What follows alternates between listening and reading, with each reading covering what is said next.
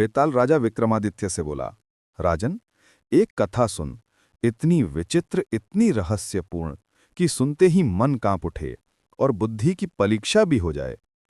उज्जैन में महाबल नाम का एक राजा रहता था।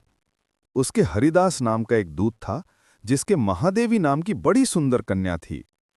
जब वो विवाह योग्य हुई तो हरिदास को बहुत चिंता होने लगी। इसी बीच राजा ने उसे एक दूसरे राजा के पास भेजा। कई दिन चलकर हरिदास वहां पहुंचा। राजा ने उसे बड़ी अच्छी तरह से रखा। एक दिन एक ब्राह्मण हरिदास के पास आया। बोला, तुम अपनी लड़की मुझे दे दो। हरिदास ने कहा, मैं अपनी लड़की उसे दूंगा जिसमें सब गुण होंगे। ब्राह्मण ने कहा, मेरे पास एक ऐसा रथ है जिस पर बैठकर जहां चाहो घड़ी भर में पहुंच जाओगे। हरिदास बोला, ठीक है, सवेरे उसे ले आना। अगले दिन दोनों रथ पर बैठकर उज्जैन आ पहुंचे। दैव योग से उससे पहले हरिदास का लड़का अपनी बहन को किसी दूसरे को और हरिदास की स्त्री अपनी लड़की को किसी तीसरे को देने का वादा कर चुकी थी। इस तरह 3 वर इकट्ठे हो गए।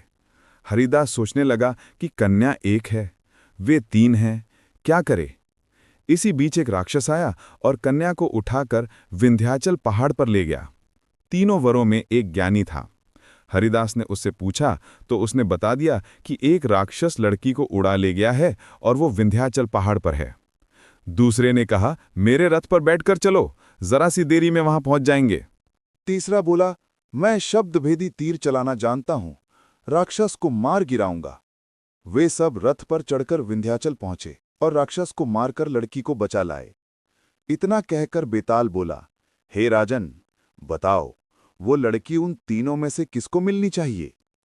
राजा ने कहा, जिसने राक्षस को मारा उसको मिलनी चाहिए, क्योंकि असली वीरता तो उसी ने दिखाई, बाकी 2 ने तो मदद की।